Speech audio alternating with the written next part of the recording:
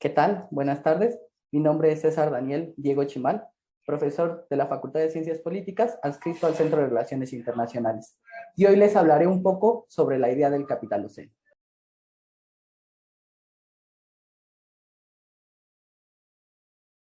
El concepto de capitaloceno surge en gran medida como una crítica y una profundización con una importante aportación desde las ciencias sociales de lo que ha sido caracterizado como una nueva era geológica, el antropoceno. En ese sentido, es necesario comenzar diciendo que a pesar de su reciente discusión teórica, se busca comprender un proceso de larga data, que a diferencia del antropoceno, no pone en el centro del debate a la humanidad en general como la responsable de la degradación planetaria, sino a la formación social dominante, el capitalismo, como el momento de inflexión en la alteración y la devastación de las condiciones biológicas, biofísicas y biogeoquímicas del planeta. Podemos entender entonces al capitaloceno como un concepto explicativo e interpretativo que manifiesta las causas, pero también que denota a los responsables, ya sean los estados, las corporaciones e incluso los individuos que han ocasionado el incremento exponencial y acelerado en las concentraciones y emisiones de gases de efecto invernadero en la atmósfera, lo que ha provocado que los daños sean resentidos por millones de personas alrededor del mundo, que ya padecen, pero sobre todo que padecerán a medida que se intensifique las consecuencias del colapso bioclimático. Entre ellas podemos mencionar el incremento de la temperatura media global, la intensificación de los fenómenos que cada vez son menos naturales, el deshielo de los casquetes polares o incluso el incremento de los niveles oceánicos, por mencionar algunos. Es importante destacar que si bien el concepto de capitaloceno surge como una explicación centrada y fundamentada a partir del funcionamiento del capitalismo, la comunicación y el diálogo inter y transdisciplinar es fundamental para su comprensión, ya que sin las contabilizaciones y los estudios de emisiones y concentraciones de los gases de efecto invernadero en la atmósfera, sería imposible referir a este momento en particular como un nuevo proceso en la historia geológica del planeta. Se trata, por tanto, de un concepto que integra, pero al mismo tiempo interpola la información de ciencias como la física, la geociencia, la climatología, la biología o la paleontología, pero también de los planteamientos que se realizan desde la sociología, la economía, la historia o incluso desde las propias relaciones internacionales, que sirven para fundamentar y explicar el momento actual que podemos percibir.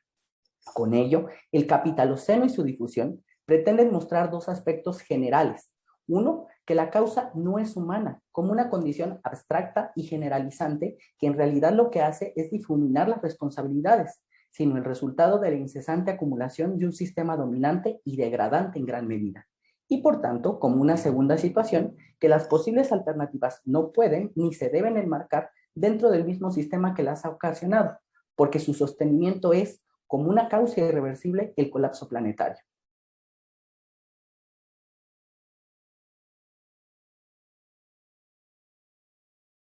Entre los rasgos más importantes del concepto podemos destacar aspectos como su funcionalidad explicativa, teórica y práctica, su capacidad analítica de fenómenos complejos e incluso su condición comunicativa para difundir el conocimiento. En virtud de ello, presentaré a ustedes a continuación dos características fundamentales que permiten conocerlo y adentrarse en su estudio: su desarrollo y debate y además su discusión con el concepto de antropoceno y su capacidad analítica para caracterizar al mal llamado cambio climático como un problema que es profundamente de clase, desigual y excluyente. Fue en el año 2000 cuando el químico Paul Crutzen y el biólogo Eugene Stormer postularon que, con base en los estudios sobre la composición atmosférica, era necesario nombrar y caracterizar una nueva era geológica, en la cual se reflejara el impacto de las actividades humanas sobre el planeta y la alteración de los ciclos, y por tanto, que sustituyese a la era del Oligoceno como la normalidad prevaleciente desde hace 11.500 años, razón por la cual propusieron a la comunidad científica el término de antropoceno. La evidencia científica no solo respaldó su hipótesis, sino que logró denotar que los cambios, particularmente a partir de 1784, que es coincidente con el inicio del periodo de la Revolución Industrial, transformaron sustancialmente los registros geológicos del planeta. Aunque en ese momento la discusión se concentró en el estudio atmosférico y en las condiciones climáticas que permitían caracterizar a esta nueva era, es posible indicar que entre las interrogantes planteadas se enfatizó no solo el papel de los seres humanos como una especie que habita el planeta, sino el momento en que ello tuvo repercusiones a gran escala. Esto motivó a que la caracterización temporal del antropoceno fuese discutida a partir de diferentes momentos. El debate se concentró en si esta época se remontaba hasta la aparición de los primeros homínidos, a procesos como la agricultura con registros de hace 5.000 años atrás, o bien a momentos particulares en la historia como el inicio de la revolución industrial que ocurrió en la segunda mitad del siglo XVIII de nuestra era. Incluso algunos investigadores como John Salisbury o Colin Waters han reunido pruebas para indicar que si bien esta era geológica tiene antecedentes importantes, se puede ubicar de forma específica en la segunda mitad del siglo XX, con la detonación de la primera bomba atómica en 1945, pero particularmente con la exponencial quema de combustibles fósiles como el petróleo, el gas y el carbón. En este sentido, la Comisión Internacional de Estratigrafía, encargada de realizar una tabla donde se indican todas las eras geológicas desde que la Tierra se formó, comenzó en 2009 una discusión sobre la opción de incluir al Antropoceno como una unidad cronoestratigráfica formal. Ello derivó en que el 21 de mayo de 1919, 34 miembros de la subcomisión del Antropoceno votaron para definir esta cuestión a partir de dos preguntas. ¿Debería tratarse el Antropoceno como una unidad cronoestratigráfica formal? Y ¿debería la principal guía para su estudio estar ubicada a mediados del siglo XX de nuestra era? Con un 88% de los votos a favor, quienes integraban la comisión respondieron afirmativamente a ambos cuestionamientos. Con ello, desde ese año se aceptó formalmente la definición del Antropoceno bajo la caracterización de un intervalo de tiempo geológico en el que muchos de los procesos de la Tierra están profundamente alterados por el impacto humano. Pero a partir de entonces surgió un nuevo debate. ¿Puede el término de antropoceno reflejar y caracterizar desde un aspecto social los graves desajustes ocasionados por un sistema económico que busca la acumulación incesante?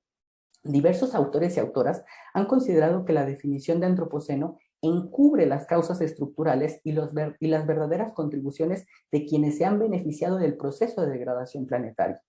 por lo que debe incluirse en el posicionamiento una situación política que estaba buscando evidenciar que la humanidad, de forma general, no es la causante de los desequilibrios planetarios, sino que estos ocurren intrínsecamente a una formación social específica bajo los intereses de una élite que se reproduce y se sustenta bajo el capital fósil. La manifestación del capitaloceno permite por consiguiente explicar no solo la intervención humana, sino las condiciones sociohistóricas de desigualdad que marcan una irrupción en las condiciones biológicas del planeta. Se trata del capital interviniendo en las fronteras planetarias en pos de su permanente acumulación.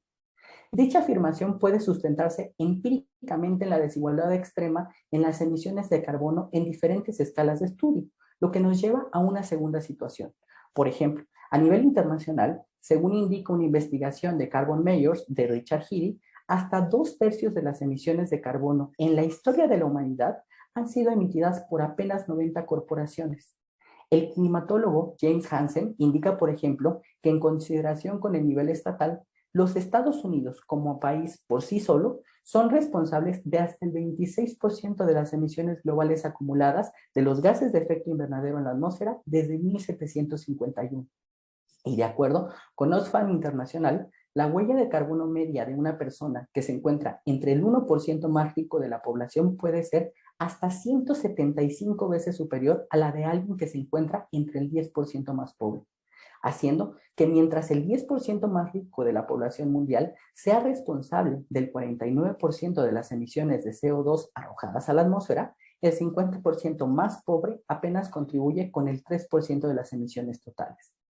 Cada aspecto denota una condición fundamental en la caracterización de esta era geológica, la desigualdad. Es por tal que el concepto de capitaloceno no solo busca caracterizar los ajustes, sino evidenciar las responsabilidades. Desde una posición crítica, ambas posturas comparten una fundamentación científica sólida, avalada por datos duros que manifiestan el desequilibrio de energía que se acumula todos los días en el planeta. La diferencia sustancial radica en la posición política que se puede asumir a través de ellos, por lo cual se propone pensar a estos polos no como contrasentidos, sino como una posibilidad de diálogo que permita comunicar a las personas las causas fundamentales del problema y que al mismo tiempo invite a la reflexión, organización y sobre todo a la movilización colectiva frente al colapso. La fundamentación teórica resulta muy enriquecedora para evidenciar los elementos, pero el llamamiento a la praxis social frente a la situación que enfrentamos resulta inminente e impostergable.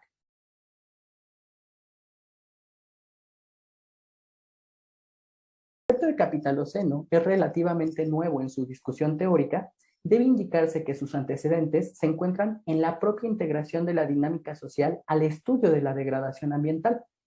Sin embargo, y con referencia a la caracterización particular, se pueden indicar dos vertientes fundamentales. La primera, a través de una profunda discusión teórica con base en fundamentaciones desde el marxismo ecológico, la ecología política, la etnoecología e incluso los ecofeminismos. Y la segunda, con una orientación ligada a las prácticas sociales alternativas que buscan subvertir la degradación intrínseca a la acumulación capitalista.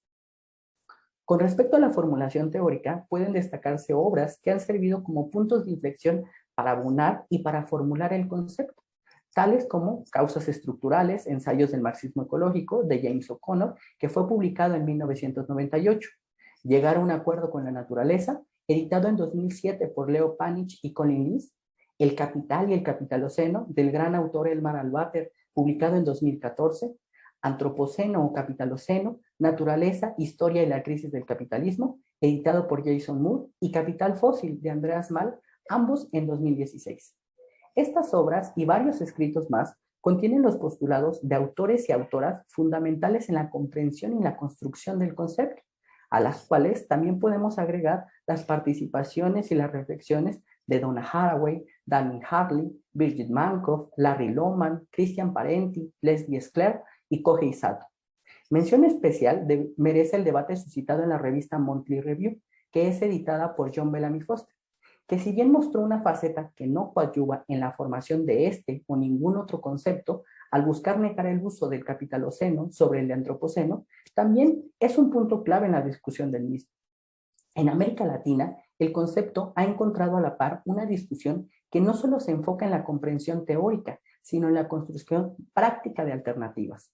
Por mencionar a algunos autores y autoras, podemos hacer referencia a los mexicanos Víctor Manuel Toledo, John Sachs Fernández, Francisco Serratos, Mina Lorena Navarro Trujillo e incluso en nuestra facultad a Maritza Islas Vargas, a César Díaz Solín y a Omar Ernesto Cano. En Colombia podemos encontrar a Astrid Ulloa Cubillos, a Renán Vega Cantor y a Juan Arias Henao.